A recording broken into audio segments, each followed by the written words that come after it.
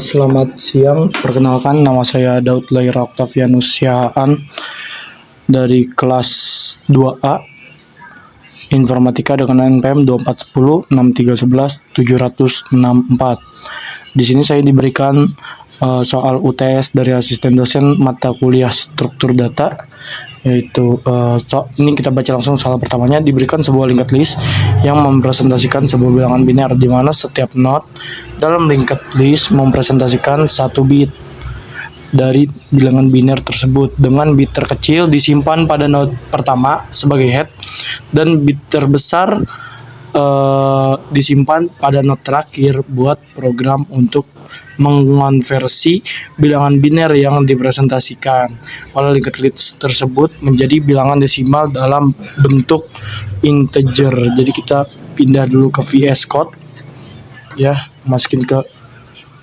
UTS nomor 1 ya, ini wait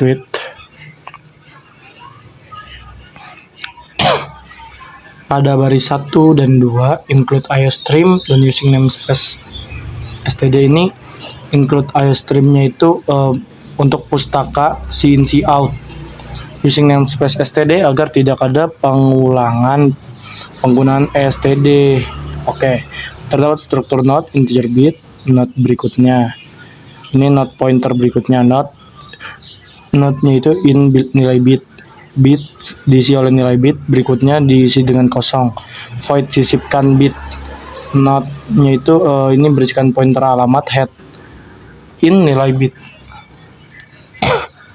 Node baru akan mengisi new node si nilai bitnya nih.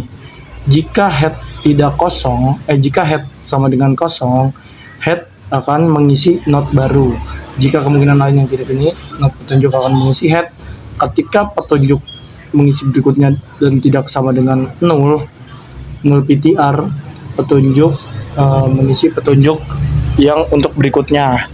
Petunjuk yang mengisi berikutnya itu sama dengan node baru.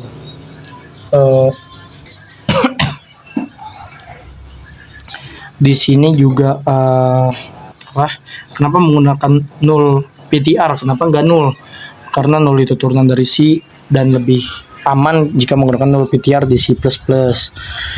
In konversi biner, in hasil desimalnya itu start dari 0, in posisinya juga start dari 0. Node pointernya petunjuk mengisi head.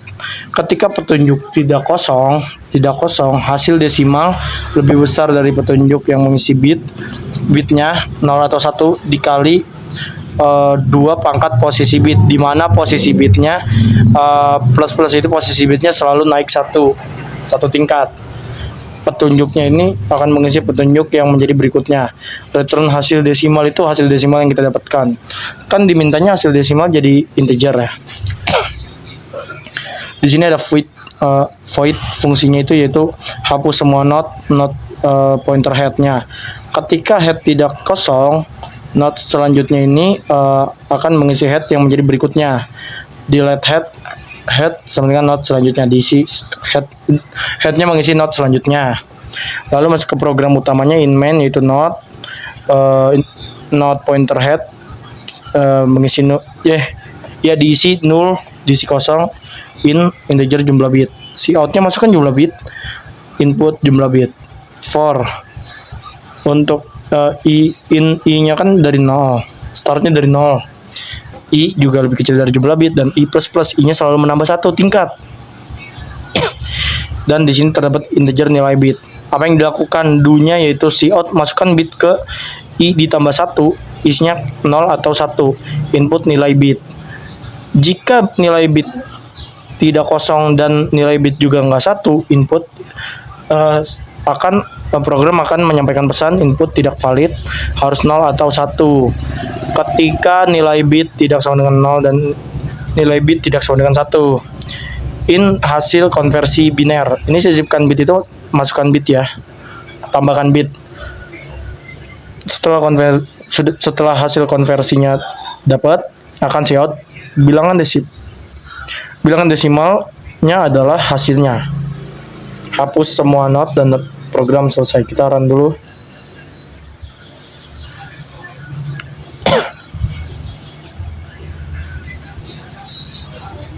Masukkan jumlah bit, 1 byte itu 8 bit, kita masukin 8. Kita masukin angka lain dulu. Cout-nya input tidak valid, harus 0 atau 1. Berarti sudah benar ya programnya. Kita masukin 1, kita masukin 0. Kita masukin 0. Kita masukin 1. Sabar, kita masukin 1. Kita masukin 0. Kita masukin 1. Ini kita acak aja. 0, 0. Hasil yang kita dapetin 41 karena nolnya startnya dari, nah ini lihat bit ke satunya ini kan terjadi pengulangan kan karena tidak valid yang tadi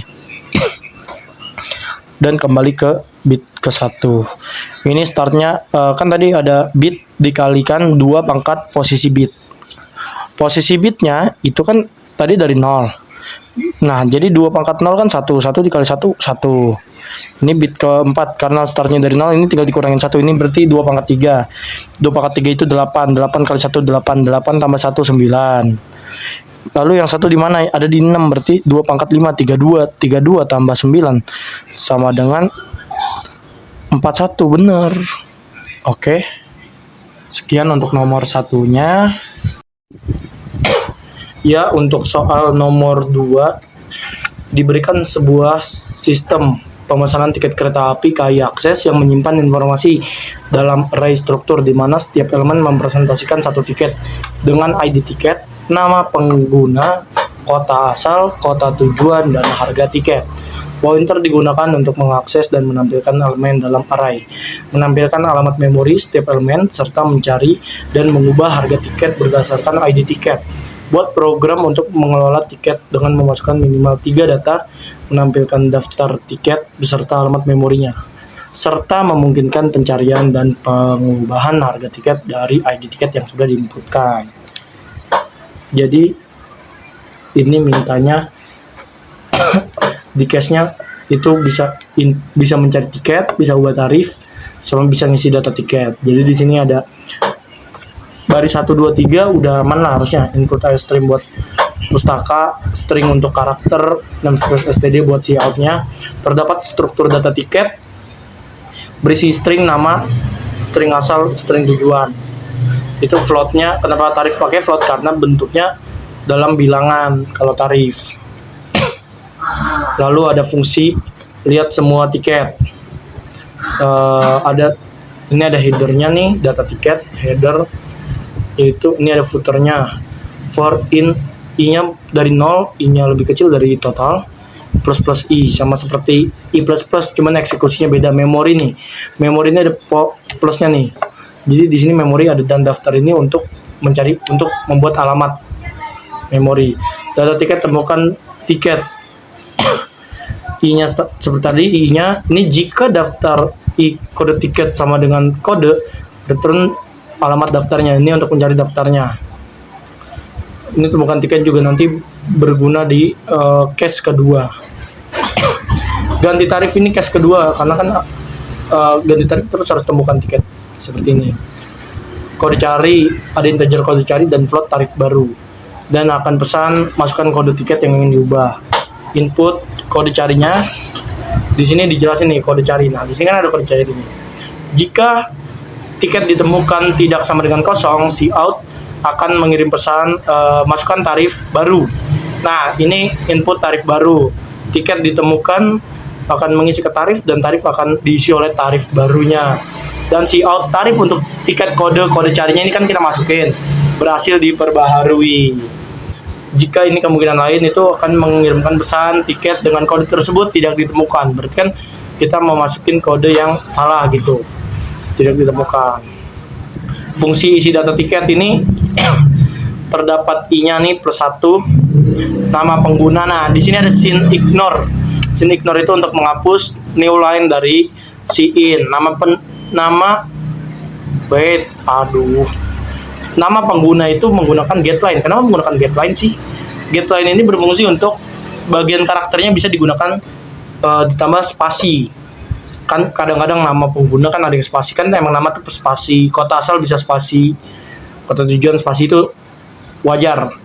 Lalu ada in main, ini program utamanya. Ada integer jumlah data. Berapa banyak tiket yang ingin dimasukkan? Ini pesannya. Kita masukin jumlah data karena sudah masuk ke integer. Habis itu ini data tiketnya nih. Bolehan sudah diisi bernilai false, jika bolehan bernilai berjalan bernilai true. Ketika jalan, si program ini akan menampilkan menu interaktif seperti sistem tiket, yaitu yang pertama ada input data tiket, kedua ubah tarif tiket, ketiga lihat semua tiket, dan keempat keluar program. Lalu ada siaut pilihan dan terdapat integer menu di sini agar kita bisa input menu. Menu ini untuk apa? Untuk switch menu. Nah, di sini kan dihubungkan dengan menu kan. Nah, di sini terdapat case-nya nih, ada case 1, case 2, case 3, case 4. Dan cara kerjanya sama. Dan yang harus diketahui di case 1 ini, case 2 dan 3 tidak bisa berjalan jika case 1-nya belum diselesaikan.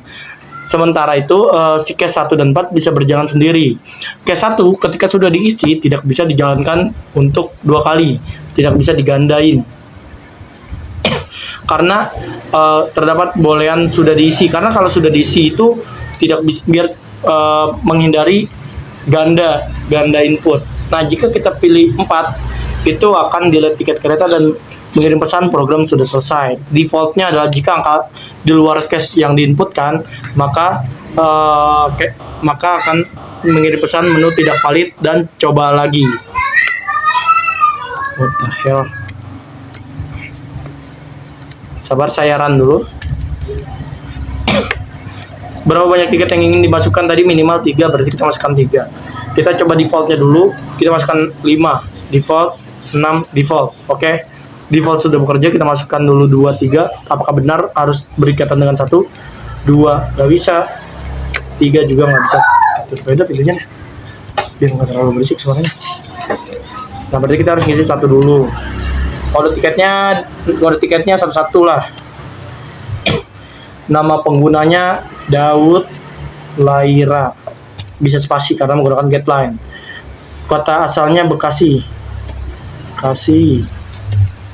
BKS aja lah biar simple. BKS KRW Kerawang. Tarifnya itu 35.000. Lalu tiket keduanya, kode tiketnya 22, namanya D. Kota asalnya BKS juga, tapi dia ke Cikarang. Cikarang. Tarif tiketnya itu 15.000 saja. Lalu tarif tiket ketiga dengan kode 33, nama penumpangnya yaitu A. Ini inisial aja, A. Kota asalnya dari Karawang, tapi dia pengen ke JKT. Berarti dengan harga 40.000. Nah, ntar coba kita isi satu lagi. Apakah bisa input ganda? Oh, data sudah diisi sebelumnya. Ini fungsi dari bolehan tadi. Nah, berarti kita masukin 3 nih. Wait. Udah 3. Ini kan semuanya udah muncul. Dan memorinya juga sudah didapatkan. Lalu kita ubahlah tarif di bagian nomor 2. Ubah tarif tiket itu kode saya. Coba kode yang lain dulu. Bisa nggak? Oh, tiket dengan kode tersebut tidak ditemukan. Kita berarti paket saya. Harganya ternyata 35.000 itu kemahalan. Contoh. Masukkan tarif barunya 30.000 aja. Enter, kita pencet lagi 3. Lihat, harga sudah berubah dari yang harganya Daud tadi 35.000 jadi 30.000 saja. Kita pencet 4. Program selesai dan sudah berakhir. Sekian dari saya. Mohon maaf jika banyak kesalahan kata dan kurang jelasnya penyampaian informasi yang saya berikan. Terima kasih.